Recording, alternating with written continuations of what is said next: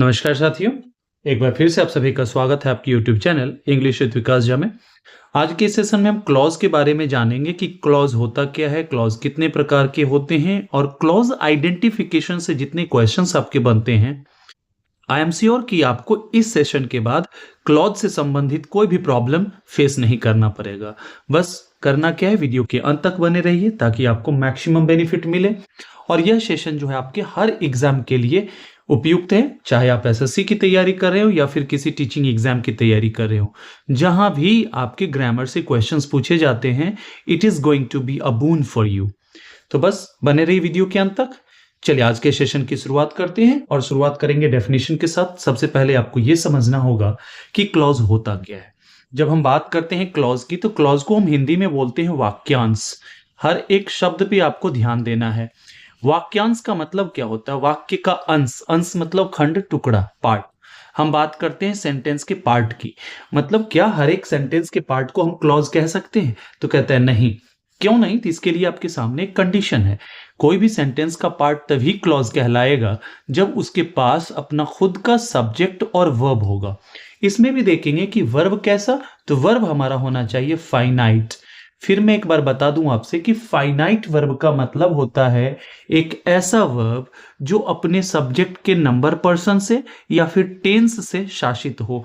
मतलब अगर हम देखेंगे यहाँ पे इन सेंटेंसेस को, तो ही है हमारा, जिसके कारण से हमने यहाँ पे वर्ब के 5वें फॉर्म का प्रयोग किया। लेकिन यहीं पे अगर मैं आई यूज करूं तो आप देखेंगे कि यहाँ वर्क हो जाएगा। अर्थात ये वर्ब जो है अपना रूप जो बदल लेता है अपने सब्जेक्ट के नंबर पर्सन के अकॉर्डिंग, इसी कारण से ये फाइनाइट बनता है। क्लियर है? अर्थात किसी सेंटेंस का वह पार्ट जिसके पास सब्जेक्ट और प्रेडिकेट हो या फाइनाइट वर्ब हो, उसे हम क्लॉज कहेंगे। क्लियर है? अब कुछ सेंटेंसेस को हम नीचे देखेंगे। कहता है ही वर्क्स हार्ड, वह जो है कठिन परिश्रम करता है। यहां देखेंगे आपका ये सब्जेक्ट हो गया, ये आपका फाइनाइट वर्ब हो गया। फाइनाइट इसलिए क्योंकि ये अपने रूप को बदल ले रहा है अपने सब्जेक्ट के अनुसार। और अगर इस पूरे की बात करें तो ये जानकारी दे रहा है हमारे सब्जेक्ट ही के बारे में, जो एक प्रेडिकेट हो गया। प्रेडिकेट में एक चीज का होना अनिवार्य है, वो है आपका वर्ब। बिना वर्ब के आप प्रेडिकेट का निर्माण नहीं कर सकते हैं। क्लियर है? आई होप कि ये समझ में आ गया होगा आपको। पहले आप इस पूरे सेंटेंस को पढ़ेंगे तो देखेंगे कि यहाँ पे दो आइडियाज, दो ओपिनियन की बात की गई है। ठीक है ना? एक में बताया गया है कि स्पीकर जो है टीचर है और जिस किसी के बारे में बता रहा है वो एक स्टूडेंट है। क्लियर है? और इन दो स्टेटमेंट्स को हमने जोड़ा किससे? कंजंक्शन एंड से। क्लियर है? अब देखेंगे कि ये सेंटेंस है पूरा का पूरा हमारा, जिसका ये एक पार्ट है। ठीक है ना? और एक पार्ट हमारा ये है। अब देखेंगे कि इसके पास खुद का सब्जेक्ट है, खुद का प्रेडिकेट है, खुद का इनका सब्जेक्ट है, इनका भी खुद का प्रेडिकेट है। या यूं फाइनाइट वर्ब बोल दें, यहां पे फाइनाइट वर्ब बोल दें। क्लियर है? अर्थात ये दोनों क्लॉज हो जाएंगे। क्लियर है? अब समझेंगे कि क्या ये अपने आप में कंप्लीट मीनिंग को कन्वे कर रहे हैं। इसको हटा दीजिए यहां से, तो आप कहेंगे यस सर। अब इस पार्ट को हटा करके पढ़िए, क्या ये अपने आप में कंप्लीट है? तो कहेंगे यस सर। अर्थात ये दोनों हमारे जो हैं प्रिंसिपल क्लॉज है, जिसे हम कोऑर्डिनेट क्लॉज के नाम से भी जानते हैं। ठीक है ना? अगर एक से अधिक प्रिंसिपल क्लॉज हो किसी सेंटेंस में जो अपने आप में इंडिपेंडेंट हो, मीनिंग को कन्वे करने में सक्षमता रखता हो, तो उसको हम बोलते हैं कोऑर्डिनेट क्लॉज। क्लियर है? नीचे देखेंगे, नीचे के सेंटेंस में लिखा गया है if you work hard you will succeed. इसमें भी देखेंगे दो पार्ट्स हैं और इन दो पार्ट्स को हमने क्या किया? कॉमा से सेपरेट किया है। क्लियर है? अब देखेंगे कि इसके पास भी अपना सब्जेक्ट है, यहां फाइनाइट वर्ब है, यहां देखेंगे सब्जेक्ट है, प्रेडिकेट है या वर्ब है। क्लियर है? अर्थात ये दोनों भी क्या हो गए? हमारे क्लॉज हो गए। क्लियर है? अब चलेंगे, जब इसके हम क्लासिफिकेशन की बात करेंगे तो वहां आप और बेहतर तरीके से इसे समझेंगे। चलिए अब बात करते हैं टाइप्स ऑफ क्लॉज की। जब हम बात करते हैं टाइप्स ऑफ क्लॉज की, तो टाइप्स ऑफ क्लॉज जो है मूलतः दो प्रकार के होते हैं। एक होता है हमारा प्रिंसिपल क्लॉज, जिसे हम इंडिपेंडेंट क्लॉज के नाम से भी जानते हैं। क्लियर है? या इसे हम मेन क्लॉज भी बोलते हैं। ठीक है ना? ये भी ध्यान रखना, क्योंकि आपके क्वेश्चन में प्रिंसिपल क्लॉज भी लिखा जा सकता है, इंडिपेंडेंट क्लॉज भी, मेन क्लॉज भी, तो वहां कंफ्यूज ना हो, इसलिए इन चीजों को अभी समझ लें।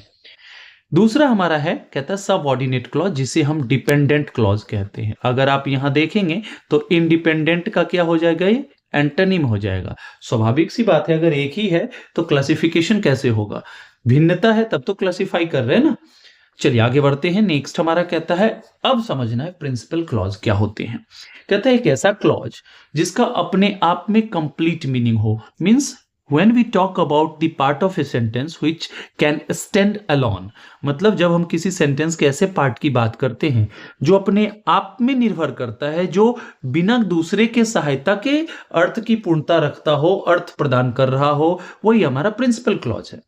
अब कितना भी बड़ा आपका सेंटेंस क्यों ना हो, बिना प्रिंसिपल क्लॉज के सेंटेंस की निर्माण नहीं हो सकती है, ठीक है ना। अब देखेंगे कि पूरे सेंटेंस का जो प्रिंसिपल वर्ब होगा, जो मेन वर्ब होगा, जिस क्लॉज के साथ होगा उसी को हम बोलेंगे प्रिंसिपल क्लॉज। अभी कैसे समझेंगे। एक सेंटेंस मैंने लिखा है ही इज अ सिंगर। आप देखेंगे कि ही हमारा सब्जेक्ट है और इज ए सिंगर आपका क्या है, प्रेडिकेट है। क्लियर है, इतना तक तो क्लियर होगा, ठीक है ना। ये हमारा सब्जेक्ट है। अब देखेंगे इसमें कि जिसके पास सब्जेक्ट हो और प्रेडिकेट हो, क्या वो सेंटेंस होगा, ऑब्वियसली होगा, अगर वो मीनिंग कंप्लीट दर्शा रहा है तो। क्लियर है। और ये अपने आप में एक हमारा क्लॉज भी है। और कैसा क्लॉज है, तो प्रिंसिपल क्लॉज है। प्रिंसिपल क्यों, क्योंकि ये अपने आप में कंप्लीट मीनिंग दे रहा है। अब जब बात करते हैं क्लॉज की, तो क्लॉज देखिए, क्लॉज जो होते हैं ना, वो कंप्लीटनेस हो भी सकता है उनमें और नहीं भी हो सकता है। अब आप कहेंगे कैसे सर, अगर प्रिंसिपल क्लॉज है आपका तो वो अपने आप में कंप्लीट होगा, वो अपने आप में पूर्ण अर्थ को व्यक्त करेगा। लेकिन जब वो हमारा सबऑर्डिनेट क्लॉज होगा तो वहां पे हम देखेंगे कि उसके मीनिंग में कंप्लीटनेस की कमी होगी। क्लियर है। चलिए, कहता है द टीचर स्कॉल्डेड हिम, शिक्षक ने उसे डांटा, फॉर ही वॉज लेट। अब देखेंगे कि इस पूरे सेंटेंस में भी देखेंगे दो क्लॉज है। एक क्लॉज हमारा यहां तक है और दूसरा हमारा यहां है। अब मैं आपको बता दूं, जब आप बात करते हैं पार्ट्स ऑफ स्पीच की, तो इसका निर्धारण वाक्य में प्रयोग के आधार पर किया जाता है कि कोई वर्ड किस पार्ट ऑफ स्पीच के कैटेगरी से आता है। क्लियर है। अब देखेंगे फॉर जो है नॉर्मली हम लोग जानते हैं क्या, कि एक प्रीपोजिशन होता है, लेकिन इस सेंटेंस में आप देखेंगे कि प्रीपोजिशन नहीं बल्कि एक कंजंक्शन के रूप में कार्य कर रहा है। और यह होता है आपका इलेटिव कंजंक्शन, जो कि एक काइंड है, एक टाइप है कोऑर्डिनेटिंग कंजंक्शन का। क्लियर है। आप देखेंगे कि यहां पे भी अपना सब्जेक्ट है और इसका प्रेडिकेट है, या इसे आप फाइनाइट वर्ब बोल दें।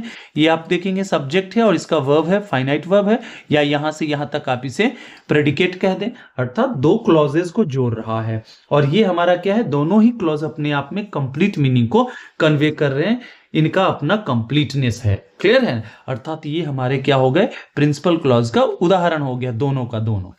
चलिए नेक्स्ट की ओर बढ़ते हैं। नेक्स्ट हमारे सामने है सबऑर्डिनेट क्लॉज। अब देखेंगे कि सबऑर्डिनेट और प्रिंसिपल जब बात करते हैं तो ये दोनों एक दूसरे के विपरीत होते हैं।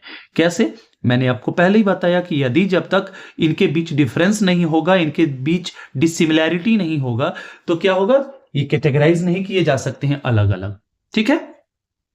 सब शब्द का मतलब क्या होता है, सब की जब हम बात करते हैं तो कोई भी चीज जो जूनियर हो, ठीक है ना, जैसे हमने बात किया इंस्पेक्टर, सब इंस्पेक्टर, ठीक है ना।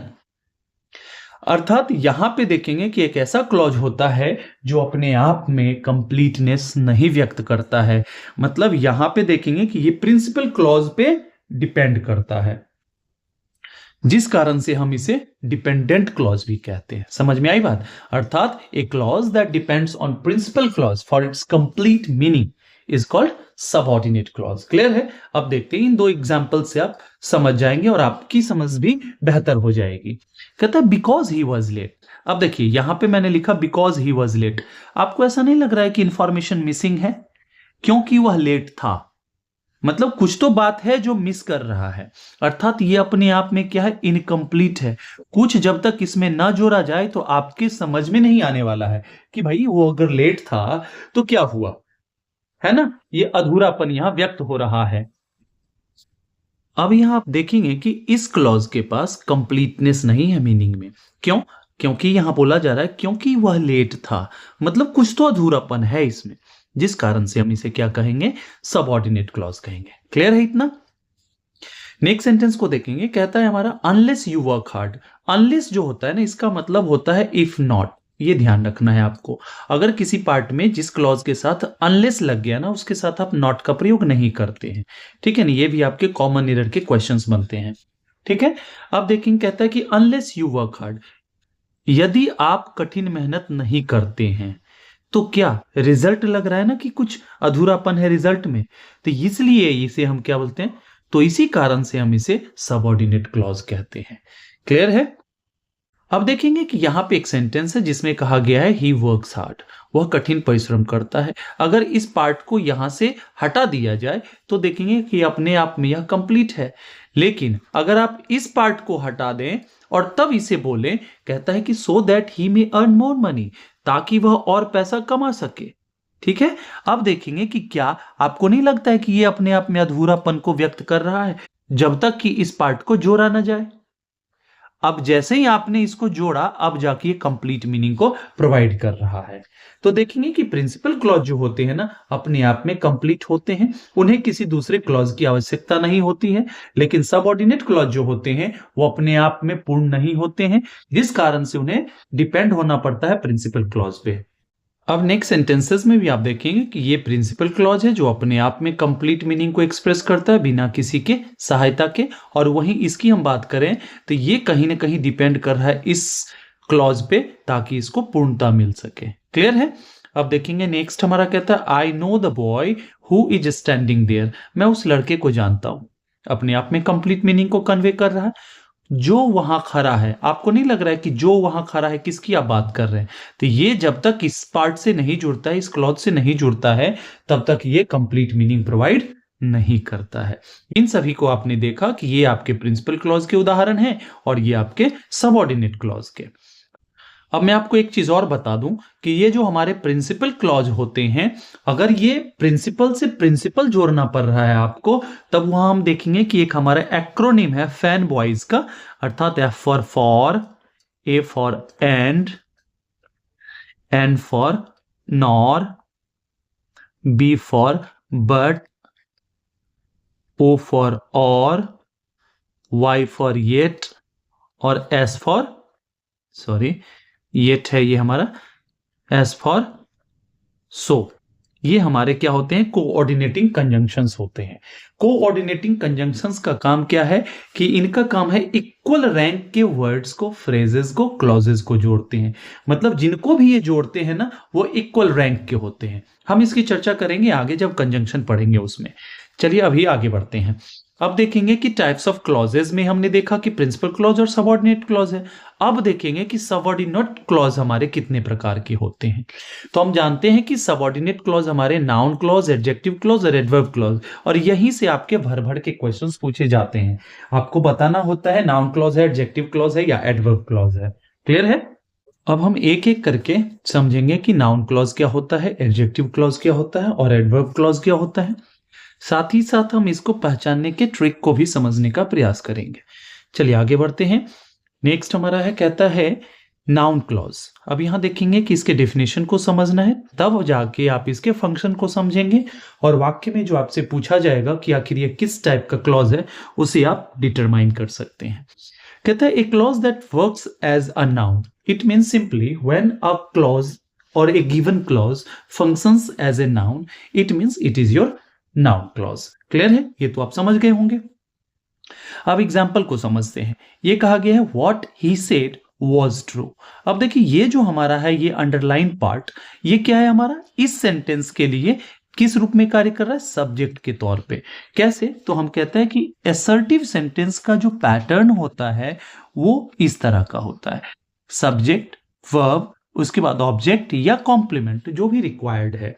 ठीक है ना? वर्ब के ऊपर डिपेंड करता है कि वो अपने आगे ऑब्जेक्ट लेता है या फिर वहां पे हमें कॉम्प्लीमेंट की आवश्यकता है लिंकिंग वर्ब के साथ। क्लियर है? अब देखेंगे कि ये जगह किसका है? सब्जेक्ट का, और इस पूरे सेंटेंस का मेन वर्ब हमारा है वॉज। क्लियर है? अब देखेंगे कि वॉज जो है हमारा, ये जब मेन वर्ब आपका हो गया, ठीक है ना, बेसिकली ये एक ऑक्सिलियरी वर्ब होता है, लेकिन वाक्य में जब ये अकेला प्रयुक्त होता है, आइडेंटिटी की बात करता है या किसी भी चीज के बारे में बताता है कि वह क्या है, कैसा है, उस स्थिति में ये मेन वर्ब के रूप में भी कार्य करता है। अब देखेंगे कि ये मेन वर्ब है हमारा, क्योंकि यही आपका टेंस निर्धारित कर रहा है स्टेटमेंट के बारे में कि इस स्टेटमेंट के बारे में कब बात की गई, इसका संबंध किस टेंस से, और जो वर्ब टेंस डिटरमिन कर रहा है वो आपका मेन वर्ब हो जाएगा। अब देखेंगे ये हमारा सब्जेक्ट का जगह है, और हमने पीछे के क्लासेस में भी देखा था कि सब्जेक्ट कौन हो सकता है? या तो नाउन होगा या फिर नाउन के जैसा कार्य करने वाला होगा जिसे हम नाउन इक्विवेलेंट कहते हैं। इक्विवेलेंट का मतलब होता है के बराबर। क्लियर है, ये आप समझ गए होंगे। अब देखते हैं क्या हम इस पोर्शन को इट से हम रिप्लेस कर सकते हैं। इट वॉज ट्रू, आपने कोई स्टेटमेंट दिया तो मैंने वहां पे बताया हाँ हाँ ये सही है, मतलब it is true, it was true. ठीक है ना, अर्थात ये है क्या, ये कौन सा पार्ट ऑफ स्पीच है। तो अब आप कहेंगे कि सर ये हमारा प्रोनाउन है। अब बताइए प्रोनाउन किसके बदले में आता है, नाउन के बदले में। अर्थात ये नाउन की तरह फंक्शन कर रहा है, तब तो इसके बदले में आपने यहाँ पे प्रोनाउन का प्रयोग किया। अर्थात नाउन की तरह जो कार्य करे क्लॉज, उसे हम नाउन क्लॉज कहेंगे। आई होप कि आपको समझ में आ गया होगा। नेक्स्ट हम देखेंगे कि इसके फंक्शंस को समझना है, क्योंकि हम देखते हैं कि नाउन क्लॉज में भी बहुत ऐसे स्थिति होते हैं ना जहां पे आप कंफ्यूज हो जाते हो कि ये नाउन क्लॉज है या फिर हमारा एडजेक्टिव क्लॉज है। उन्हीं कंफ्यूजन्स को हम आज दूर करेंगे इस सेशन के माध्यम से, और मेरा वादा है कि आप बस पूरा एक बार देख लीजिए and it will help you a lot, it is my promise. कहता है फंक्शंस ऑफ नाउन क्लॉज। अब देखेंगे कि नाउन क्लॉज की जब हम फंक्शन की बात करते हैं तो नाउन के फंक्शन को भी समझते हैं। कैसे, कहता है एक नाउन हमारा जो है किसी वर्ब के सब्जेक्ट के रूप में काम करता है, सो नाउन क्लॉज भी करेगा। क्लियर है। कहता है that he comes late is known to me, कहता है कि वह लेट से आता है यह मुझे जानकारी है, इस बात की मुझे जानकारी है। ये देखेंगे आपका मेन वर्ब हो गया। अब क्या करेंगे, इस पूरे पोर्शन को काट दीजिए। ठीक है ना, कोई स्टेटमेंट दिया कि भैया वो देर से आता है, तो मैंने बोला it is known to me, यह मुझे मालूम है। आपको नहीं लग रहा है कि ये इसको रिप्लेस कर रहा है, और चूंकि ये हमारा प्रोनाउन है उस पूरे क्लॉज को रिप्लेस कर रहा है, अर्थात नाउन क्लॉज होगा। अब एक चीज और बता रहा हूं आपको, देखिए दैट क्लॉज के नाम से भी हम नाउन क्लॉज को जानते हैं। नाउन क्लॉज को हम दैट क्लॉज के नाम से भी जानते हैं, क्योंकि हम देखेंगे अधिकांश समय ये दैट लेता है, दैट से इंट्रोड्यूस करता है इस सबऑर्डिनेट क्लॉज को। क्लियर है। और साथ ही साथ हम देखेंगे कि कुछ ऐसे हमारे एडजेक्टिव्स होते हैं, कुछ ऐसे हमारे वर्ब्स होते हैं जिनके बाद हम नाउन क्लॉज का ही प्रयोग करते हैं। ठीक है, उसमें से हम देखेंगे कि ये वर्ब बी का भी हम प्रयोग करते हैं, इसके लिए भी नो हो गया आपका, उसका भी प्रयोग करते हैं, सरप्राइज का प्रयोग करते हैं, कंसर्न का प्रयोग करते हैं, सर्टेन का प्रयोग करते हैं, और भी बहुत सारे हम आगे सीखेंगे उन चीजों को। इसी तरह से देखेंगे what he said surprised everyone. अब एक चीज मैं आपको और बता दूं, जब कभी भी नाउन को फाइंड आउट आपको करना हो ना कि आखिर ये नाउन है या नहीं, तो सीधे वर्ब के पास चले जाइए। वर्ब के पहले आप एक क्वेश्चन पुट कीजिए, व्हाट या हु का हम प्रयोग करते हैं नॉर्मली पर्सन के लिए, और व्हाट का प्रयोग करते हैं थिंग के लिए। तो आप व्हाट का प्रयोग करें और देखें कि अगर वर्ब के पहले इसे पुट करने के बाद आपको जो आंसर आ रहा है क्या वो नाउन है, ऑब्वियसली वो नाउन ही होगा। अब देखते हैं, पहले वाले स्टेटमेंट में मैंने क्या किया, व्हाट लगाया, what is known to me, तो कहता है क्या मुझे पता है, तो इसका आंसर आपको नहीं, दैट ही कम्स लेट, कि वह लेट आता है, अर्थात ये हमारा नाउन क्लॉज हो जाएगा। What he said surprised everyone, what surprised everyone, तो जो उसने कहा, अर्थात ये हमारा क्लॉज जो है नाउन क्लॉज है। ठीक इसी तरह से देखेंगे weather he will come is uncertain, कि वह आएगा या नहीं सर्टेन नहीं है। ठीक है ना। अब देखें व्हाट इज अनसर्टेन, आखिर अनसर्टेन क्या है, कि वह आएगा या नहीं, इस बात की चर्चा की जा रही है। अर्थात ये सारे के सारे हमारे क्या है, नाउन क्लॉज के उदाहरण हैं। ठीक है, चलिए आगे बढ़ते हैं। नेक्स्ट हमारा कहता है नाउन क्लॉज में दूसरा है कि एक ऑब्जेक्ट के रूप में भी, वर्ब के ऑब्जेक्ट के रूप में भी हमारा नाउन क्लॉज कार्य करता है। देखेंगे कैसे, हमने अभी चर्चा किया था ना, नो की चर्चा की थी, बिलीव, आस्क, ये सब हमारे हैं। देखेंगे कैसे, पहले समझते हैं इसे। कहता है आई हमारा सब्जेक्ट है, नो हमारा वर्ब है, और इस वर्ब का ऑब्जेक्ट के जगह पे कार्य कर रहा है that he is right. Clear है, ये हमारा क्या हो गया, ऑब्जेक्ट। किसका ऑब्जेक्ट, तो वर्ब नो का। लेकिन ये ऑब्जेक्ट नॉर्मल ऑब्जेक्ट नहीं है, जैसे हमने बोला राम, जैसे हमने बोला ए मैंगो, इस तरह से कुछ भी, ये नॉर्मल ऑब्जेक्ट नहीं है हमारा, ये ऑब्जेक्ट है हमारा क्लॉज के फॉर्म में। ठीक है ना। और जब क्लॉज का कोई फॉर्म है और ऑब्जेक्ट या सब्जेक्ट की तरह कार्य करता है, अर्थात वो हमेशा याद रखिए सबऑर्डिनेट क्लॉज होगा।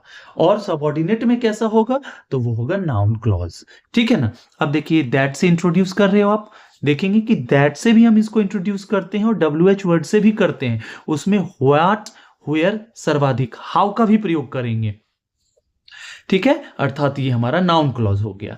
दूसरे सेंटेंस में हमने देखा कि आस्क्ड है यहां पे हमारा, सी आस्क्ड व्हाट, क्या पूछा, कि वह कहाँ रहती है, कि कहाँ मैं रहता हूं। अर्थात ये देखेंगे आपके ऑब्जेक्ट के रूप में कार्य करेगा वर्ब आस्क के। नेक्स्ट कहता है वी बिलीव, हम लोग विश्वास करते हैं। किस बात की विश्वास करते हैं? व्हाट ही सेड, मतलब उसने जो भी कहा मैं उस पर विश्वास करता हूं। देखेंगे बिलीव के आगे इसके ऑब्जेक्ट के रूप में व्हाट ही सेड कार्य कर रहा है, जो कि एक क्लॉज है। और ऑब्जेक्ट कौन होगा? या तो नाउन होगा या नाउन इक्विवेलेंट होगा। अर्थात ये भी हम देखेंगे कि एक नाउन क्लॉज के रूप में फंक्शन कर रहा है। नेक्स्ट हमारा है कि यह जो है नाउन क्लॉज एक प्रीपोजिशन के ऑब्जेक्ट के रूप में भी कार्य कर सकता है। यहां देखेंगे जो आपका अबाउट है, इन है, ऑन है, ये सारे आपके प्रीपोजिशन है।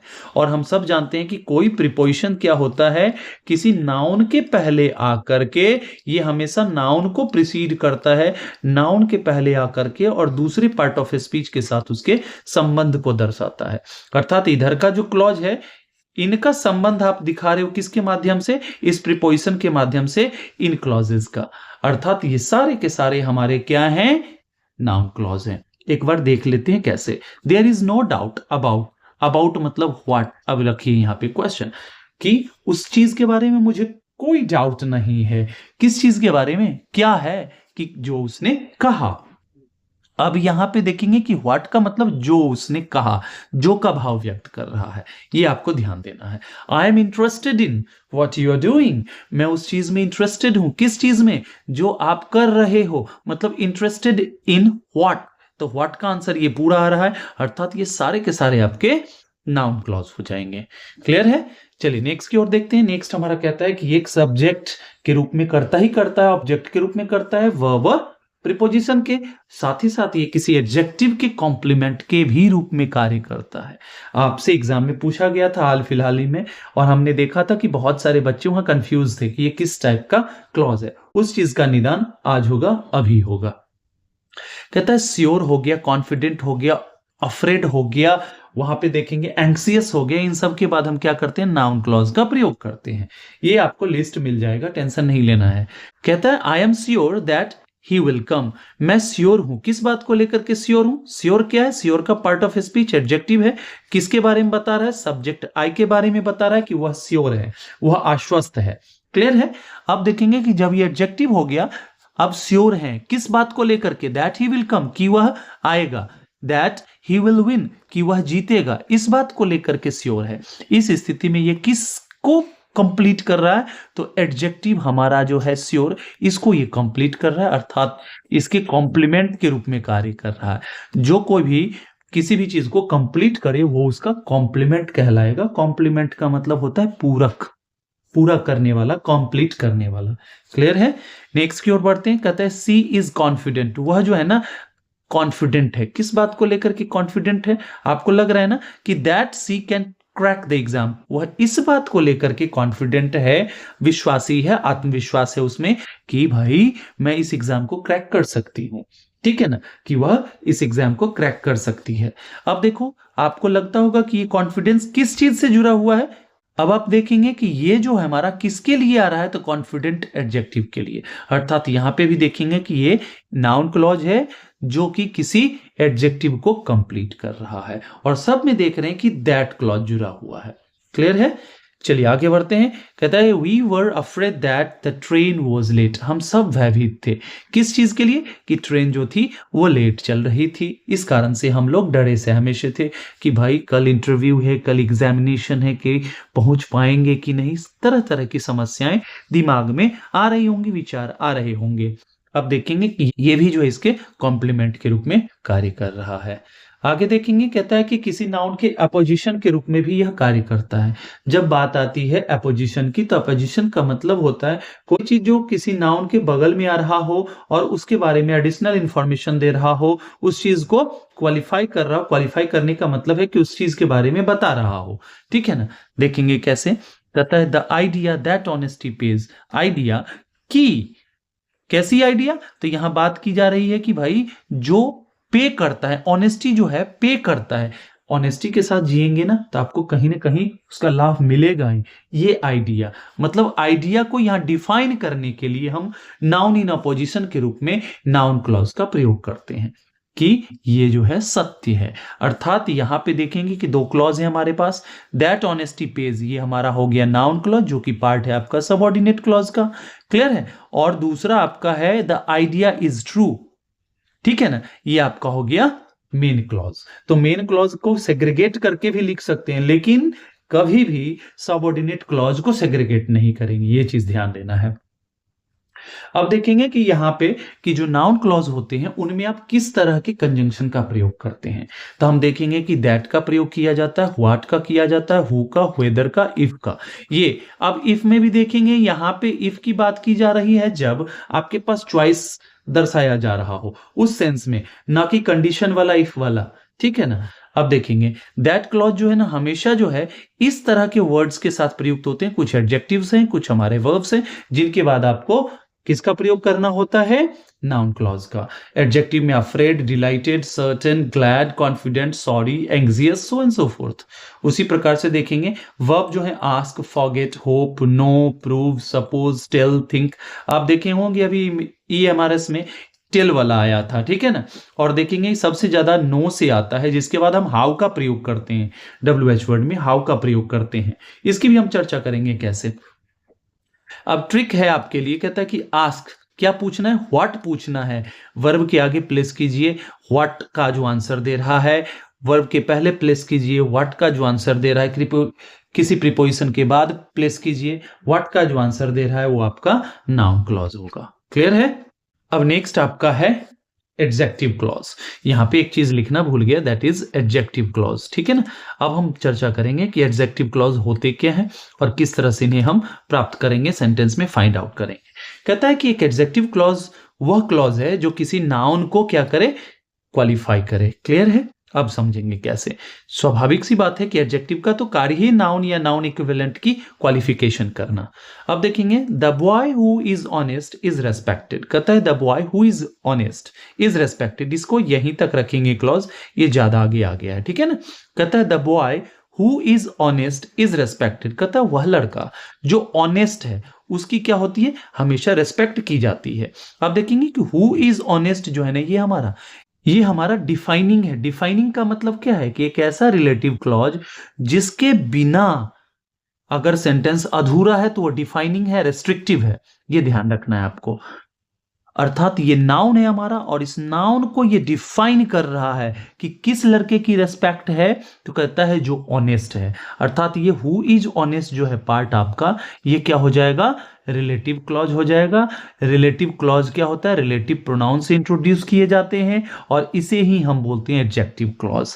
क्लियर है। चूंकि ये एडजेक्टिव इसलिए कहा जाता है, हम देखेंगे क्योंकि ये किसको क्वालिफाई कर रहा है, यहाँ पे बॉय है, बॉय को क्वालिफाई कर रहा है, बॉय के बारे में बता रहा है। हु इज ऑनेस्ट, ऑनेस्ट कौन है, तो बॉय है, बॉय नाउन है, नाउन के बारे में बता रहा है, अर्थात ये हमारा एडजेक्टिव क्लॉज हो गया।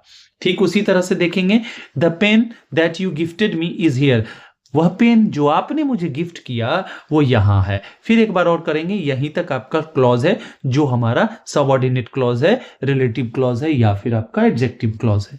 दैट यू गिफ्टेड मी, आपको लग रहा है सिर्फ अगर इतना बोले तो किस चीज की बात की जा रही है, तो बात की जा रही है पेन की, और पेन क्या है, नाउन है, और नाउन के बारे में बताया जा रहा है, अर्थात ये हमारा एडजेक्टिव क्लॉज हो जाएगा। आई होप कि आपको इस समझ में आ गई होगी बातें। कहता है कि भाई अब बताइए एडजेक्टिव क्लॉज का फंक्शन क्या है। तो एडजेक्टिव क्लॉज का पहला मूलभूत फंक्शन है दैट इज टू क्वालिफाई और टू मॉडिफाई अ नाउन, किसी नाउन को क्वालिफाई करना या मॉडिफाई करना। क्लियर है। कहता है the book that I bought yesterday is expensive, कहता है बुक, जिस बुक को मैंने खरीदा कल वो क्या है, एक्सपेंसिव है। फिर यहां तक ही करेंगे आप इसे, यही तक आपका रिलेटिव क्लॉज है, एडजेक्टिव क्लॉज है। कहता है दैट आई बॉट यस्टरडे, जिसे मैंने खरीदा, जिसे किसे खरीदा, तो बुक को खरीदा, ये नाउन है और नाउन के बारे में बता रहा है, अर्थात ये हमारा एडजेक्टिव क्लॉज है। ठीक इसी तरह से देखेंगे the teacher whom we respect is retiring, कहता है जिस शिक्षक कि हम लोग रिस्पेक्ट करते हैं वो रिटायर हो रहे हैं। ठीक है ना। अर्थात एक बार फिर देखेंगे कि ये नाउन को मॉडिफाई कर रहा है, जिस कारण से ये क्या हो जाएगा, आपका एडजेक्टिव क्लॉज हो जाएगा। फिर नेक्स्ट देखेंगे हमारा है, कहता है the boy who is playing there is my brother, फिर आप क्या कर लेंगे, यहीं तक इसे अंडरलाइन करेंगे, यही पार्ट आपका है, रिलेटिव क्लॉज है, एडजेक्टिव क्लॉज है, जो बोल दीजिए आप, ठीक है ना। कहता है हु इज प्लेइंग देयर, जो वहां खेल रहा है, जो वहां कौन खेल रहा है, तो बॉय खेल रहा है, बॉय नाउन, नाउन के बारे में बता रहा है, एडजेक्टिव क्लॉज। क्लियर है।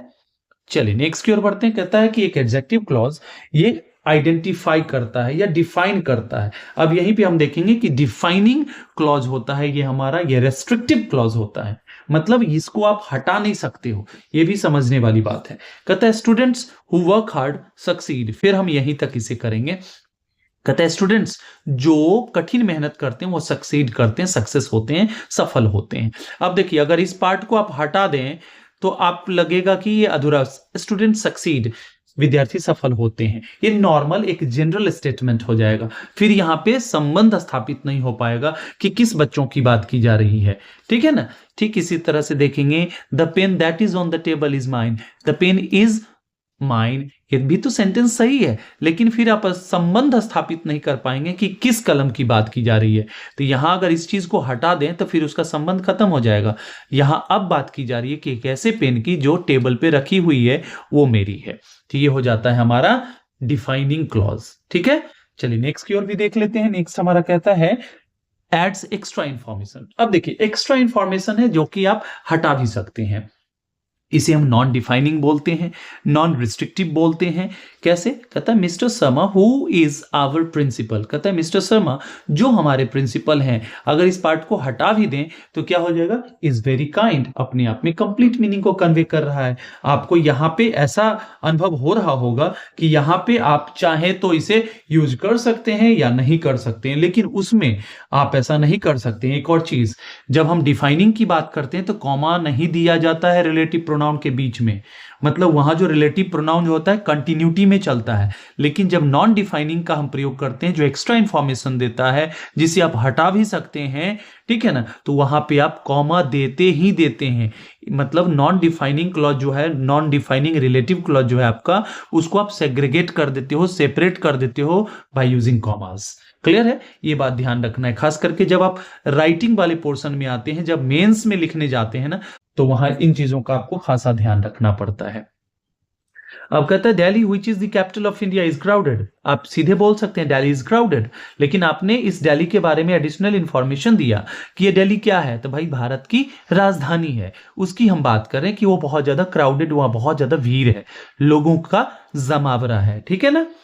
आगे बढ़ते हैं। कहता है ये किसी प्लेस को भी रेफर कर सकता है, टाइम को भी रेफर कर सकता है और रीजन को भी रेफर कर सकता है। कैसे, देखते हैं, यहीं से आपके क्वेश्चंस बनते हैं। कहता है this is the school where I studied, देखिए मैंने बात किया था ना, वेयर का प्रयोग नाउन में भी करते हैं, एडजेक्टिव क्लॉज में भी करते हैं, और आप देखेंगे एडवर्ब क्लॉज में भी आता है। तो इस बात को समझना है कि यहां फंक्शन क्या कर रहा है, ना तो रट्टा मार के जाएंगे बस गुड़ का गोबर हो जाएगा, ये ध्यान रखना है। तो रट्टा नहीं मारना है, भले 5 मिनट 10 मिनट ज्यादा लगे, लेकिन उस चीज को ढंग से सीखिए। कहता है वेयर आई स्टडीड, जहां मैं पढ़ा।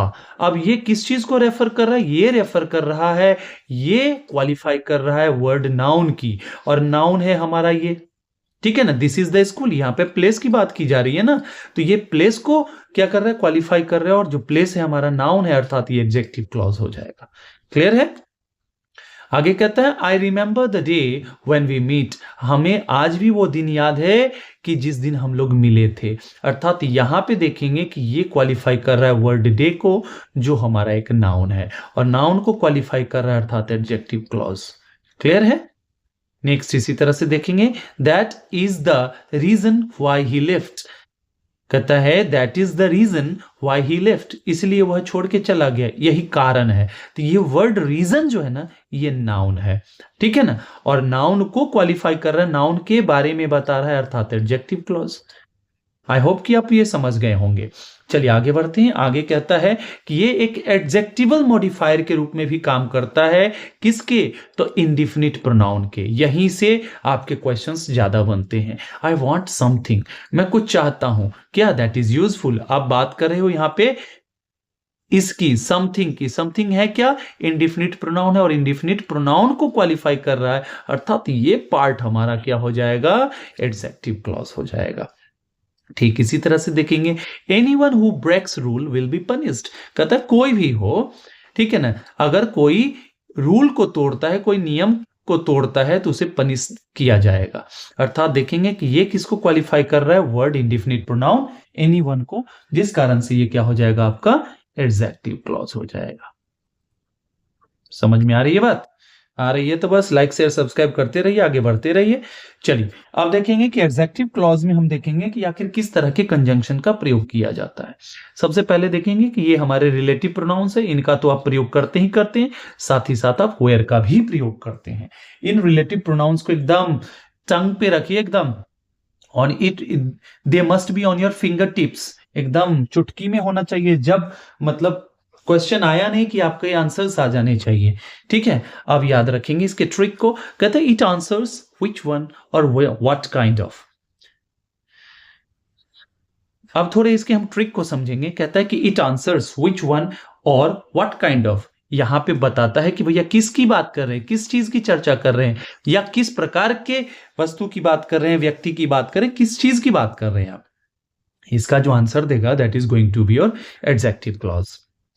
नेक्स्ट हमारा है एडवर्ब क्लॉज। अब देखेंगे कि एडवर्ब क्लॉज हमारे होते क्या है, ठीक है ना। अब देखेंगे, कहता है डिफिनीशन इसका सबसे पहले जानना होगा। कहता है it modifies a verb, adjective और एडवर्ब। देखिए नाउन क्लॉज है, एडजेक्टिव क्लॉज है या एडवर्ब क्लॉज है। नाम है जो वही फंक्शन करेगा जो हमने पार्ट्स ऑफ स्पीच में देखा है या सुना है या समझा है। मतलब एक एडवर्ब का काम होता है किसी वर्ब को क्वालिफाई करना, या किसी एडजेक्टिव को, या फिर किसी दूसरे एडवर्ब। इतना तक तो सबको पता है ना। अब देखिए एग्जाम्पल को पहले समझेंगे। कहता है ही फेल्ड, वह फेल किया। फेल होने का कारण है ना ये, बिकॉज ही डिडंट स्टडी, मतलब वह फेल क्यों हुआ, क्योंकि वह पढ़ाई नहीं किया था, ठीक है ना। अब देखेंगे कि आप यहां जो वर्ड है फेल्ड, इसी को ये क्लॉज क्वालिफाई कर रहा है। ये क्लॉज बता रहा है कि फेल हुआ, उसका कारण क्या है, मतलब इस वर्ब के बारे में बता रहा है, इस वर्ब को क्वालिफाई कर रहा है क्योंकि उसने मेहनत नहीं की। अर्थात ये एक क्लॉज है, इस बात की तो पुष्टि हो चुकी है, चूंकि यहाँ पे सब्जेक्ट है और इसके आगे अपना प्रेडिकेट है, और इसको जो जोड़ रहा है ये क्लॉज को जोड़ने वाला कंजंक्शन है। और यहां देखते हैं कि हमारा प्रिंसिपल क्लॉज है। वैसे भी समझेंगे कि प्रिंसिपल क्लॉज और सबऑर्डिनेट क्लॉज को जोड़ने वाला होता है हमारा सबऑर्डिनेटिंग कंजंक्शन। ये आपको ध्यान देना है, ठीक है। अब देखिए कहता है हमारा कि ये कैसा क्लॉज है, तो कहता है ये क्वालिफाई कर रहा है वर्ब फेल्ड को, तो वर्ब को क्वालिफाई करने वाला हमारा एडवर्ब हो जाएगा। अर्थात इसकी जो काइंड की अगर हम बात करें तो क्या हो जाएगा, एडवर्ब क्लॉज। क्लियर है? चलिए नेक्स्ट की ओर बढ़ते हैं। कहता है एडवर्ब क्लॉज ऑफ टाइम। हम देखेंगे कि इसके टाइप की भी हम चर्चा करेंगे, जो कुल मिलाकर के 9 है। और इसमें हम देखेंगे कि पहला आपका है एडवर्ब क्लॉज ऑफ टाइम। जैसे ही एडवर्ब क्लॉज ऑफ टाइम है, टाइम के बारे में आप पढ़ रहे हैं, तो इट मींस क्या कि कोई ऐसा क्लॉज, कोई ऐसा एडवर्ब क्लॉज का टाइप जो बात करता हो किसी एक्शन के होने के टाइम के बारे में। मतलब it simply says that when an action takes place, कि किस समय कोई घटना होती है या टाइमिंग क्या है उसके होने का, तो उसे हम बोलते हैं एडवर्ब क्लॉज ऑफ टाइम। और ये हमेशा आंसर देगा आपका व्हेन का, कि मतलब किसी वर्ब से क्वेश्चन पूछिए व्हेन, ठीक है ना, तो ये हो जाएगा हमारा एडवर्ब क्लॉज ऑफ टाइम। कहता है I will call you when I reach home. I will call you, मैं आपको फोन करूंगा, कब, व्हेन आई रीच होम, जब मैं घर पहुंचूंगा, या मैं जब घर पहुंचता हूं तो मैं आपको कॉल करूंगा। तो आप देखेंगे यहां पे यू के बाद एक क्वेश्चन प्लेस कर सकते हैं, पुट कर सकते हैं व्हेन, और व्हेन का ये आंसर दे रहा है, इट मींस ये हमारा एडवर्ब क्लॉज है, ठीक है ना। और ये किसको क्वालिफाई कर रहा है, तो वर्ब कॉल को। समझ में आई बात? इसी तरह से नेक्स्ट को समझेंगे। कहता है she was sleeping while I was studying. अब कहता है कि सी वॉज स्लीपिंग, वह सो रही थी। ठीक उसी तरह उसी समय हम बात करें किस चीज की, कि मैं पढ़ाई कर रहा था। अर्थात ये क्वालिफाई कर रहा है वर्ड स्लीपिंग को, जिस कारण से ये हमारा क्या होगा, एडवर्ब क्लॉज हो जाएगा। आगे देखेंगे कि इसमें जो कंजंक्शंस हम यूज करते हैं वो व्हेन होता है, व्हाइल होता है, बिफोर होता है, आफ्टर होता है, सिंस होता है, टिल होता है। यहाँ कंफ्यूज नहीं होना कि ये प्रीपोजिशन है, ये हमारे नहीं, इनका प्रीपोजिशन के रूप में भी प्रयोग होता है, और ये हमारे एक कंजंक्शन के रूप में भी कार्य करते हैं, जिसे हम बोलते हैं सबऑर्डिनेटिंग कंजंक्शन। चलिए आगे बढ़ते हैं, नेक्स्ट टाइप की ओर बढ़ते हैं। नेक्स्ट हमारा कहता है एडवर्ब क्लॉज ऑफ प्लेस। इसमें हम चर्चा करेंगे और जानेंगे कि किस जगह पे किसी एक्शन को परफॉर्म किया जाता है। Simply you can say that a clause that tells you about where an action takes place, जो बताता हो कि कोई घटना किस जगह पे घटित हो रही है। तो यहां पे बात करेंगे एक्शन के होने के स्थान के बारे में, इसलिए हम इसे एडवर्ब क्लॉज ऑफ प्लेस कहते हैं। कहते हैं sit where you feel comfortable. अब कहते हैं वेयर यू फील कंफर्टेबल, ये हमारा क्या है, एक क्लॉज है। और प्रिंसिपल क्लॉज हमारा कौन है, ये हमारा सिट है। अब देखेंगे आपके मन में ये प्रश्न उठ सकता है कि सर इसका तो सब्जेक्ट ही नहीं है। अब आपको पता होना चाहिए कि इंपेरेटिव सेंटेंस जो होते हैं ना, इसका जो हमारा सब्जेक्ट होता है ना, यू, इंप्लाइड होता है, अंडरस्टूड होता है, हिडन होता है, इसे बोला नहीं जाता, क्योंकि बोलने वाला फर्स्ट पर्सन और जिससे कहा जा रहा है सेकंड पर्सन, सुनने वाले को पता है कि मुझसे कहा जा रहा है। अगर मैं आपसे बोलूं सिट हियर, मतलब मैंने क्या बोला, सिट हियर, ये बोलना आवश्यक नहीं है कि यू सिट हियर, क्योंकि सुनने वाले आप हो और सेकंड पर्सन को इंगित करते हो, इसलिए वहां पे सेकंड पर्सन को लिखा नहीं जाता है। अगर आप लिखते तो फिर क्या हो जाता, असर्टिव का पैटर्न और इंपेरेटिव का पैटर्न, सेंटेंस पैटर्न जो है उसमें कोई फर्क ही नहीं रह पाता, तो आप ही हम ही कंफ्यूज होते। क्लियर है। अब देखेंगे कि ये वर्ड जो है ना, ये हमारा क्लॉज जो है ना, ये क्वालिफाई कर रहा है वर्ड सिट को, जो कि एक वर्ब है, अर्थात ये हमारा हो जाता है एडवर्ब क्लॉज। चलिए नेक्स्ट को देखते हैं। नेक्स्ट कहता है सी वॉज स्लीपिंग, ये गलत है, ये हमारा एडवर्ब क्लॉज ऑफ टाइम के बारे में बताता है, तो यहां पे हम इसको हटा देंगे, ठीक है ना, ये आपका गलत है। अब देखेंगे कि नेक्स्ट हमारा है, कहता है, अब साथ ही साथ देखेंगे कि इसमें किस प्रकार के कंजंक्शन का प्रयोग होता है, तो वेयर और वेयर एवर का, वेयर प्लेस के लिए प्रयुक्त होता है, वेयर एवर भी प्लेस के लिए प्रयुक्त होता है। चलिए नेक्स्ट की ओर बढ़ते हैं। नेक्स्ट हमारा कहता है एडवर्ब क्लॉज ऑफ रीजन या कॉज। यहां पे हम बताते हैं कि कोई एक्शन क्यों हुआ, उसका रीजन क्या रहा, उसका कारण क्या रहा, ठीक है ना। अब देखेंगे कि he was absent because he was ill. अब यहां पे आप क्या है, रीजन दे रहे हो, उसके एब्सेंट होने का कारण बता रहे हो आप, अर्थात ये बताया जा रहा है, किसको क्वालिफाई कर रहा है, एब्सेंट को। और एब्सेंट क्या है, ये एक प्रकार का एडजेक्टिव होता है जो क्वालिफाई कर रहा है वर्ड ही को, जो कि एक प्रोनाउन है, प्रोनाउन को क्वालिफाई कर रहा है, उसके बारे में बता रहा है। वह टायर्ड है, एब्सेंट है, प्रेजेंट है, क्या है, उसके बारे में बता रहे हैं आप। तो प्रोनाउन को जो क्वालिफाई करे, नाउन को जो क्वालिफाई करे, वो एडजेक्टिव, और ये जानकारी दे रहा है इस एब्सेंट होने के कारण के बारे में, अर्थात ये हमारा हो जाएगा एडवर्ब क्लॉज। और एडवर्ब क्लॉज में क्या बता रहा है, रीजन बता रहा है, तो ऑफ रीजन।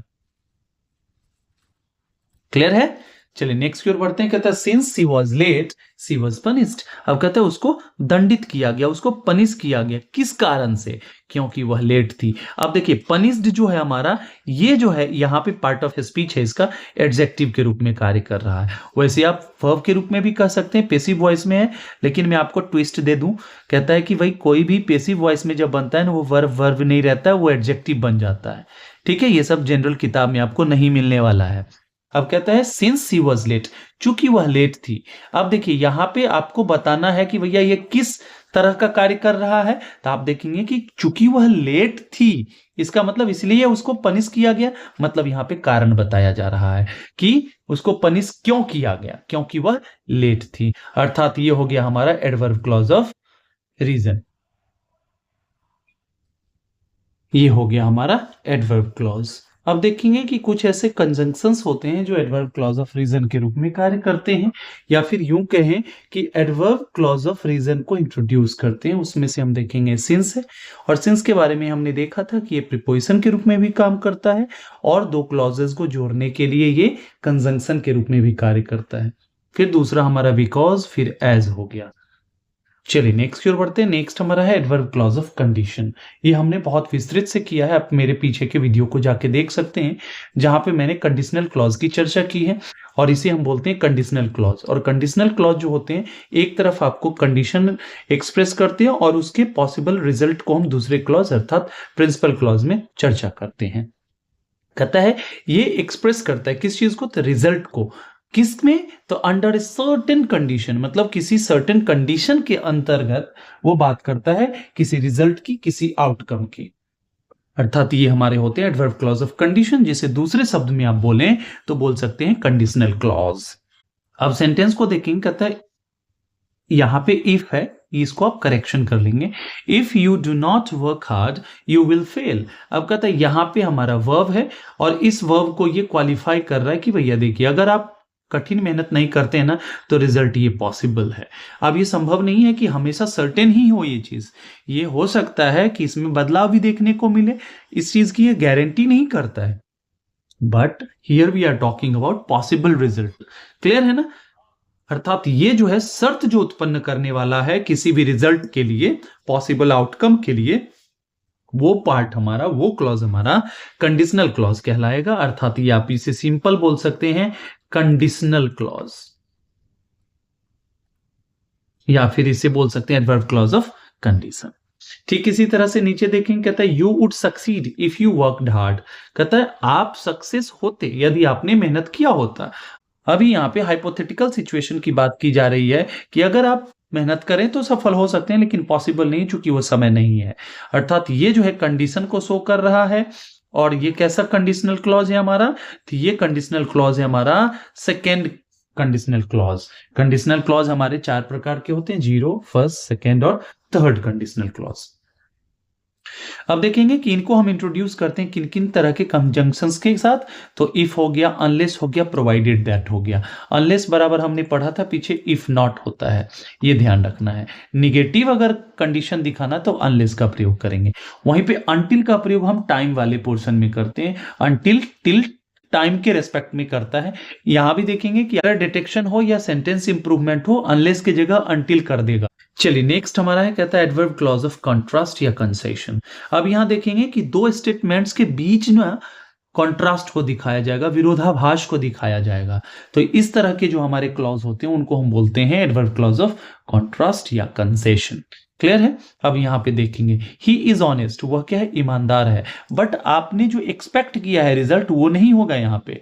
दो ही इज पुअर, कहता है ऑनेस्ट है फिर भी वह क्या है, गरीब है। मतलब एक जो स्टेटमेंट दिया और उस स्टेटमेंट के बेसिस पर जो आपके विचार बने, यहां जो एक ऐसा क्लॉज आएगा जो उस विचार के अपोजिट होगा। अर्थात वही है जो कॉन्ट्रास्ट सिचुएशन की बात करता है, उसके बीच कॉन्ट्राडिक्शन को स्थापित करता है। अर्थात ये हमारा क्या हो गया, एडवर्ब क्लॉज ऑफ कॉन्ट्रास्ट। नीचे देखेंगे समझ में और बेहतर से आ जाएगा। ही कंटिन्यूड वर्किंग, वह अपना कार्य जारी रखा। किस चीज के लिए, दो ही वॉज टायर्ड, यद्यपि वह टायर्ड था। आपको नहीं लग रहा है कि यहां अगर मैं पहले चर्चा कर दूं यहां पे और इसकी बात करूं तो इन दोनों के बीच क्या है, कॉन्ट्रास्ट, इन दोनों के बीच विरोधाभास है। मतलब क्या, कोई अगर बहुत ज्यादा मतलब क्या, कोई जो है बहुत ज्यादा थका हो तो आपके मन में आएगा कि वो आराम करता होगा, लेकिन देख रहे हैं कि बावजूद इसके वो क्या है, काम में लगा हुआ है। मतलब जो आपने एक्सपेक्ट किया रिजल्ट उसका ऑपोजिट हो रहा है। तो इस तरह के जो एडवर्ब क्लॉज होते हैं उनको हम बोलते हैं एडवर्ब क्लॉज ऑफ कॉन्ट्रास्ट। अर्थात ये हो गया पोर्शन आपका एडवर्ब क्लॉज ऑफ कॉन्ट्रास्ट। और एडवर्ब क्लॉज ऑफ कॉन्ट्रास्ट को जोड़ने के लिए हम conjunctions although, whereas, even if का प्रयोग करते हैं। चलिए नेक्स्ट की ओर बढ़ते हैं। नेक्स्ट हमारा कहता है एडवर्ब क्लॉज ऑफ पर्पस। नाम से ही क्लियर है कि एक सर्टेन एक्शन के होने के लिए आप ये बताते हो। यहां पे हम चर्चा करते हैं कि कोई एक्शन जो है क्यों हो रहा है। Means you want to show the purpose of an action, means आप इस एक्शन को कर क्यों रहे हैं। तो देखेंगे यहां पे कहता है she worked hard so that she might succeed. कहता है कि उसने कठिन मेहनत किया, किस चीज के लिए किया, तो उसका करने का एक रीजन था, उसका एक पर्पस था कि वो सफल हो सके। अब यहां एक दो चीज को समझना है। अगर यहां हमने प्रेजेंट टेंस का प्रयोग किया होता तब हम यहां देखते हैं मे का प्रयोग होता, लेकिन पास्ट में है तो माइट का प्रयोग होगा। इससे संबंधित भी एरर डिटेक्शन के क्वेश्चंस पूछे जाते हैं, सेंटेंस इंप्रूवमेंट के क्वेश्चन पूछे जाते हैं, फिलर बेस्ड क्वेश्चंस पूछे जाते हैं। ऐसा नहीं है कि कॉमन एरर के लिए कोई आपको अलग से तैयारी करनी होती है, रूल्स वही अप्लाई होते हैं। अगर कोई सामने सेंटेंस आ रहा है तो सेंटेंस को आपको समझना होता है कि यहां से किस किस तरह के एग्जामिनेशन बेस्ड क्वेश्चंस बन सकते हैं, क्या क्या कॉम्पिटेंसी बेस्ड क्वेश्चंस बन सकते हैं। अगर उसको आपने एक बार समझ लिया तो आपके लिए वो इजी वॉक है, एक केक वॉक हो जाता है। क्लियर है। हमने देखा यहां पे सो दैट का प्रयोग किया गया है। सो दैट हमारा एक कंजंक्शन है जो कि एक टाइप है किसका, सबऑर्डिनेटिंग कंजंक्शन का, जिसे हम कंजंक्शन ऑफ पर्पस के नाम से भी जानते हैं। कंजंक्शन ऑफ पर्पस नाम से ही क्लियर है कि ये पर्पस की बात कर रहा है, और सो दैट जिसके साथ जुड़ा रहे वो हो जाएगा हमारा एडवर्ब क्लॉज ऑफ पर्पस। अब हम देखेंगे आगे चलेंगे। सो दैट एक तो ऐसे प्रयुक्त होता है, एक होता है आपका सो दैट। ये अभी आगे आने वाला है, वो वहां पे देखेंगे आप, ठीक है ना। इन दोनों के बीच के डिफरेंस को भी समझना होगा। इस तरह से भी कॉमन एरर के क्वेश्चंस दे दिए जाते हैं। कहता है he works hard so that he may earn more money. इसी चीज के लिए मैंने दिया है प्रेजेंट के फॉर्म में ताकि आप इस चीज को समझ सकें। कहता है कि वह कठिन मेहनत करता है ताकि वह और पैसा धन कमा सके। मतलब आप नहीं लग रहा है कि यहां जो एक्शन किया जा रहा है इसके पीछे कोई पर्पस है, ठीक है ना। इस कारण से इसे हम क्या बोलेंगे, एडवर्ब क्लॉज ऑफ पर्पस। क्योंकि यहां पे जो हमारा वर्ड है वर्क्स, इसी चीज को ये क्वालिफाई कर रहा है। और वर्ब को क्वालिफाई करने वाला एडवर्ब, और क्लॉज के फॉर्म में एडवर्ब क्लॉज, पर्पस दिखा रहा है एडवर्ब क्लॉज ऑफ पर्पस। चलिए देखते हैं कुछ कंजंक्शंस हैं जिनके द्वारा हम एडवर्ब क्लॉज ऑफ पर्पस का निर्माण करते हैं या इंट्रोड्यूस करते हैं। कहता है show that, in order that. अब देखेंगे यहां पे एक चीज और समझा दूं मैं आपको। इन ऑर्डर दैट कंजंक्शन हो जाता है सबऑर्डिनेटिंग कंजंक्शन, और वहीं पे इन ऑर्डर टू ये हमारा हो जाता है प्रीपोजिशनल फ्रेज। इसके आगे हम देखेंगे नाउन आएगा या हमारा कोई प्रोनाउन आएगा। नाउन पे तो उतना ज्यादा असर नहीं है, लेकिन प्रोनाउन देखेंगे कि ऑब्जेक्टिव केस का प्रयोग तो होगा। ये सब चीज आपको ध्यान रखना है। हर एक चीज को जो भी यूजफुल लग रहा है आपको नोट डाउन करना है, ताकि जब कभी भी मौका लगे आप उसका रिवाइज कर सकें। नेक्स्ट हमारा है, कहता है adverb clause of manner. Manner का मतलब यहां पे हम बात करते हैं कि किस तरीके से उसको परफॉर्म किया जा रहा है। मैंने बोला वह अच्छा खेलता है, ठीक है ना, वह खेलता है, वह अच्छा खेलता है, ठीक है ना। ये जो आप तरीका बता रहे हो कि how an action is performed, in which manner an action is performed, ये हमारा हो जाता है एडवर्ब क्लॉज ऑफ मैनर। यहां पे हम देखेंगे She behaves as if she were a king। Sorry, यहां पे किंग ने क्वीन होगा आपका, ये ध्यान रखना। टाइपिंग एरर्स के लिए माफी चाहूंगा। She behaves as if she were a queen। कहता है कि वह बिहेव करती है। बिहेव करना मतलब कैसे, as if। as if जो है ना अनरियल सिचुएशन की बात करता है। मानो, मानो मतलब रियल नहीं है, तब तो आप मानने की बात कर रहे हैं। जिस कारण से देखेंगे कि सब्जेक्ट के साथ हम यहाँ पे एक वर्ब फॉर्म का प्रयोग करते हैं, जो कि आपको अनयूजुअल लगता होगा, लेकिन ग्रामेटिकली ये सही है। क्लियर है। कहता है कि वह बिहेव करती है मानो वह क्वीन हो, रानी की तरह बिहेव करती है। In reality she is not a queen. Clear है। अब देखेंगे, कहता है he commanded me as if he were my boss. उसने मुझे कमांड किया, उसने मुझे कमांड दिया, आदेश दिया, मानो ऐसे कि जैसे वो मेरा बॉस हो। मतलब in reality he is not my boss. इस सेंस में हम क्या करते हैं, एज इफ का भी प्रयोग कर लेते हैं। एज इफ एज दो इत्यादि का हम प्रयोग करते हैं जब आप किसी भी चीज को मानने के लिए बोध कराते हो। नेक्स्ट हमारा है, कहता है एडवर्ब क्लॉज ऑफ कंपैरिजन। इसमें हम क्या करते हैं, कंपैरिजन करते हैं, जिसमें हम सिमिलैरिटीज या डिफरेंसेस की बात करते हैं। और ये हम करते हैं देन के द्वारा, एज मच एज के द्वारा। मतलब क्या, एज डॉट एज के द्वारा, ठीक है ना, सो डॉट एज के द्वारा, देन के द्वारा। यहां पे हम कंपैरेटिव डिग्री और पॉजिटिव डिग्री जैसे डिग्रीज का हम प्रयोग करते हैं। देखते हैं कैसे। कहते हैं she is taller than I am. वह मुझसे लंबी है। तो देन आई एम वाला जो पार्ट है ये कंपैरिजन दिखा रहा है, और कंपैरिजन दिखाने के लिए किससे, टॉल की बात की जा रही है। यहां बात की जा रही है टॉलर की, जो कि एक एडजेक्टिव है। इससे आप इसी बेसिस पे आप तुलना कर रहे हैं, अर्थात एडजेक्टिव को क्वालिफाई कर रहा है, अर्थात एडवर्ब हो गया। और यहां पे कंपैरिजन दिखाया जा रहा है तो एडवर्ब क्लॉज है, तो adverb clause of comparison. I hope कि आप बहुत अच्छे से इस चीज को समझ रहे होंगे। कहता है I don't earn as much as he does. मतलब मैं उतना नहीं कमाता हूं जितना कि वह कमाता है। मतलब यहां कमाई करने की तुलना की जा रही है, अर्थात ये जो तुलना दर्शाया जा रहा है on the basis of verb, action के आधार पर। और एक्शन जो हमारा है वर्ब है, अर्थात ये हमारा वर्ब को क्वालिफाई करने वाला हमारा एडवर्ब क्लॉज हो जाएगा।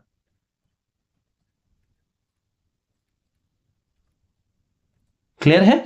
चलिए आप देखेंगे कि कुछ ऐसे हमारे कंजंक्शंस होते हैं जिसके माध्यम से हम क्या करते हैं, कंपैरिजन को दिखाते हैं। एज डॉट एज हो गया हमारा, सो डॉट एज हो गया, एज मच एज हो गया, और देन का प्रयोग करते हैं। द मोर मतलब क्या, जैसे कि आप बात करते हैं the more he earns, the more he earns, the more he needs. कहता है वह जितना कमाता है उसको उतना ही आवश्यक है। ये देखिए द मोर, इसलिए डॉट डॉट किया गया है। समझ में आई बात। चलिए आज के सेशन के लास्ट को भी देख लेते हैं, एडवर्ब क्लॉज ऑफ रिजल्ट। यहां पे बात करते हैं किसी एक्शन के रिजल्ट की, ठीक है। कहता है इट शोज द इफेक्ट और द आउटकम। मतलब यहां हम बात करते हैं कि किसी एक्शन को क्यों किया गया, उसका रिजल्ट क्या, उसका आउटकम क्या है। अब देखा हमने कि कंडीशनल सेंटेंस में हमने क्या किया था, वहां पे भी रिजल्ट की बात की थी, लेकिन एक कंडीशन के अंतर्गत। यहां कोई कंडीशन नहीं है। कहता है she ran so fast that I got scared. कहता है कि वह इतना तेज दौड़ी ना कि मैं तो डर ही गया। अब यहां पे देखिए, मैंने बताया था आपको सो दैट का प्रयोग। अब यहां पे सो दैट के बीच में एडजेक्टिव या एडवर्ब का प्रयोग किया जाता है। अब आपको बताना है, मैंने तो लिख ही दिया। यहां पे कौन सा है ये पार्ट ऑफ स्पीच, फास्ट। ये किसको क्वालिफाई कर रहा है, रन। रन हमारा वर्ब है, और वर्ब को क्वालिफाई करने वाला वर्ड क्या होता है हमारा, एडवर्ब होता है। यही तो समझना है। पार्ट ऑफ स्पीच कैसे समझेंगे, जब तक पूरा नहीं पढ़ेंगे तो सीधे पार्ट्स ऑफ स्पीच को नहीं समझ सकते हैं। सेंटेंस को पढ़ना पड़ेगा, सेंटेंस को एक्सप्लोर करना पड़ेगा कि उसमें जो वर्ड्स प्रयुक्त हो रहे हैं वो कौन से पार्ट ऑफ स्पीच के रूप में कार्य कर रहे हैं।